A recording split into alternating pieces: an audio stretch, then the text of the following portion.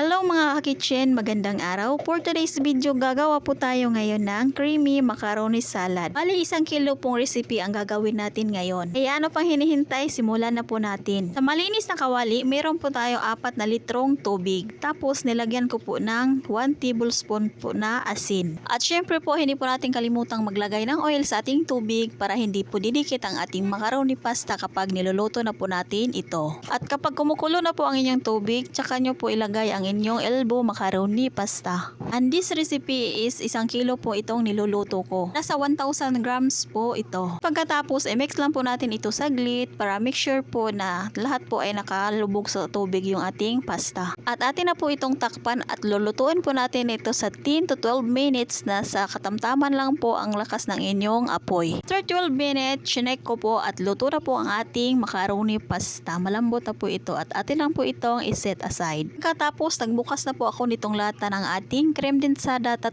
piraso pong lata na ang ginagamit ko. Mas maganda po na naka-chill overnight po ang inyong creme densada at inyong all-purpose cream para wala pong tubig-tubig kagaya lang nasa video. Madalian po kasi sa pagluluto ko nito kaya nilagay ko po sa freezer itong ating creme densada kaya meron pa po siyang tubig. Tapos gumagamit pa ako ng 2 malalaking all-purpose cream at 1 maliliit. At pagkatapos, ginamitan ko lang po ito ng hand mixer para ma-mix po ito ng maayos. Kung wala naman po kayong hand mixer, pwede naman po kayong gumamit ng wire whisk. Yan na pong bahala kung anong gusto nyo gagamitin. Mas maganda po itong hand mixer ang gagamitin nyo para ma-double size po yung cream. O diba, dumodoble na siya kagaya nito. At ito na nga pala yung gagamitin nating pangsahog sa ating macaroni salad. Magamit nga pala ako nitong red kaong na nasa bote. Yung maliliit lang po yung ginagamit ko. Tapos, tinanggalan ko na po ng sabaw at hinugasan ko po. Then, process na rin po sa ating nata de coco. Tinanggalan ko na rin po ng sabaw. Tapos, dinedrain ko po at hinuhugasan. At ito na rin yung cream natin kanina. Tapos, itong mayonnaise. At tapos, magamit nga pala ako ng 1 pack na cheese. Tapos, in-slice ko po ng maliliit. Kagaya lang nasa video nakikita nyo. Syempre, malamig na rin itong ating macaroni pasta na niluluto natin kanina. So, magamit na rin po ako ng 12 liters na plastic container para hindi tayo mahihirapan sa paghalo ng ating macaroni salad. Anyway, una ko nga palang ginagawa is nilagay ko muna itong ating macaroni pasta. Tapos, i-mix muna natin ito saglit para maghiwalay po siya para hindi po magdikit-dikit ang ating pasta. At pagkatapos, sinunod ko namang nilagay itong ating gatas at ating cream at all-purpose cream. Ang ating gatas at ating cream, sakto lang po ang lasa nito. Hindi po siya masyadong matamis. Sakto lang po. 1 lata lang po ng gatas yung ginagamit ko. Tapos, 3 lata na creme densada kasi matamis na po yung creme densada. Tapos, naglagay na rin po ako ng 2 pack ng mayonnaise.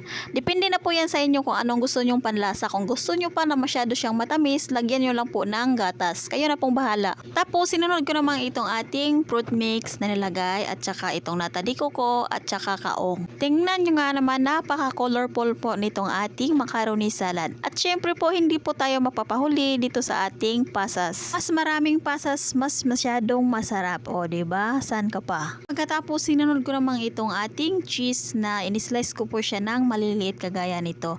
Kung gusto nyo na ng 2 pack, lagyan nyo po. Mas masarap siya kung maraming cheese. Habang naghahalo po ako nito, naglalaway na po ako. Kung gusto nyo pong maglagay ng Nestle cream or yung mga mamahalin na mga ingredient, kayo na pong bahala kasi napipilitan lang po akong bumili niyan. Dahil December 31 po ako bumili niyan, nako, paubusan na po ng stock. Wala na pong stock ng Nestle cream. Ang hirap palang mag-commute kapag December 31, napaka-traffic, ang daming tao kaya ang pahirapan po sa paglipat ng ibang mall. Tapos ang daming tao. Mas mabuti nga pala kung bago magpasko at mag-New Year, dapat nakabili na po kayo ng mga ingredient kasi pahirapan na po kapag mismong araw na po kayo bibili. Pahirapan na po sa pagbili tapos paubos na rin ang mga stock. Tapos ang mamahal pa. Nakikita nyo medyo matubig siya. Okay lang po yan kapag sinichill na po natin, maging creamy na po siya. Pagkatapos ko pong nag-assemble at nag-mix nito, atin na po itong tatakpan at ilalagay po natin ito sa ref or sa chiller ng overnight. After kinabukasan, ito na po siya. Napaka-creamy po ng ating macaroni salad. At kayo, subukan nyo na po. Sa isa ko nga pala pong video ng ating 1 kilo recipe ng ating macaroni salad. Maraming salamat po sa lahat ng sumusuporta at nag-subscribe po sa aking YouTube channel. Ito na po ang ating creamy macaroni salad.